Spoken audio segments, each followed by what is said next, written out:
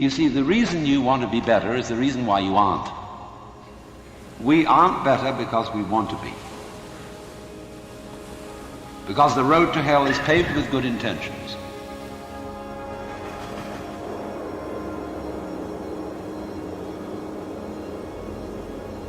Because all the do-gooders in the world, whether they're doing good for others or doing it for themselves, are troublemakers.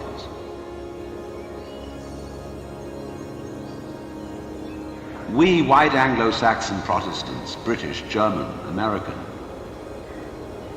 have been on a rampage for the past 100 or more years to improve the world.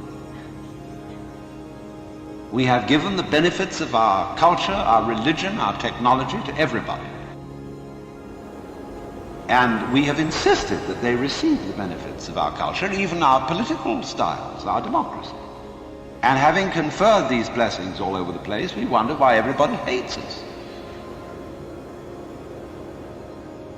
See, because sometimes doing good to others, and even doing good to oneself, is amazingly destructive.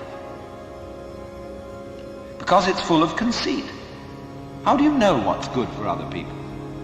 How do you know what's good for you? If you say you want to improve, then you ought to know what's good for you. But obviously you don't. Because if you did, you would be improved. So we don't know.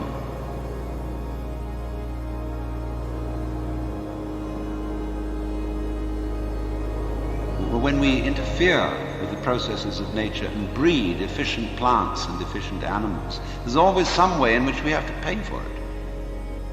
And I can well see that eugenically produced human beings might be dreadful. We could have a plague of virtuous people. Do you realize that? Any animal considered in itself is virtuous, does its thing, but in crowds they're awful.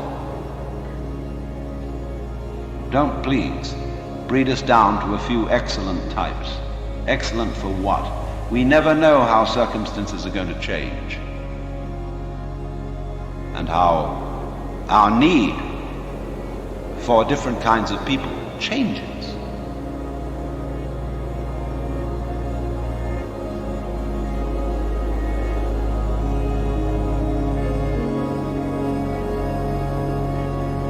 So you see, here again, the problem comes out in genetics. We do not really know how to interfere with the way the world is. The way the world actually is an enormously complex, interrelated organism. The same problem arises in medicine because the body is a very complexly interrelated organism. See, we always look at the human being medically in bits and pieces. And they each see the human being from their point of view. There are a few generalists, but they realize the human body is so complicated that no one mind can understand it. And furthermore, supposing we do succeed in healing all these people of their diseases, what do we then do about the population problem? I mean, we've stopped cholera, the black bubonic plague, we're getting the better of tuberculosis, we may fix cancer and heart disease. Then what will people die of? Well, then let's go on living. There'll be enormous quantities of us. Then we have to fix this birth thing. Pills for everybody. We don't know. And what seems a good thing today, or yesterday, like DDT, turns out tomorrow to have been a disaster. So therefore, beware of virtue.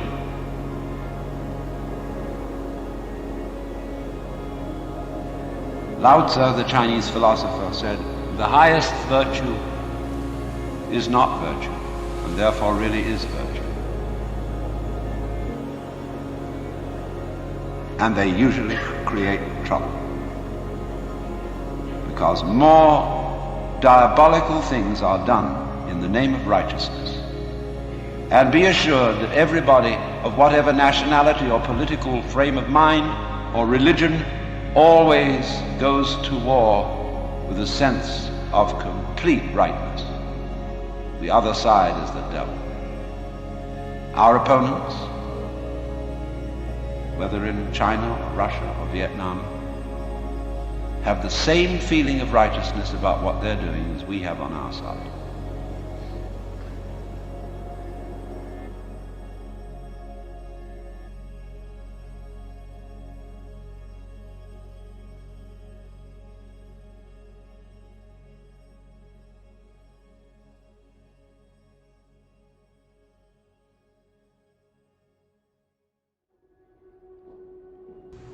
But inferior virtue cannot let go of being virtuous, and therefore is not virtue.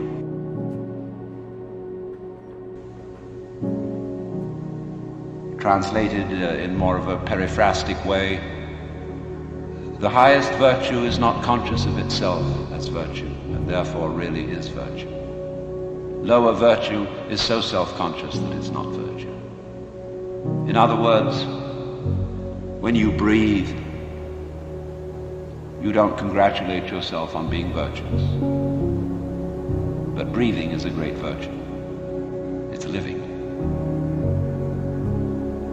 When you come out with beautiful eyes, blue or brown or green as the case may be, you don't congratulate yourself for having grown one of the most fabulous jewels on earth.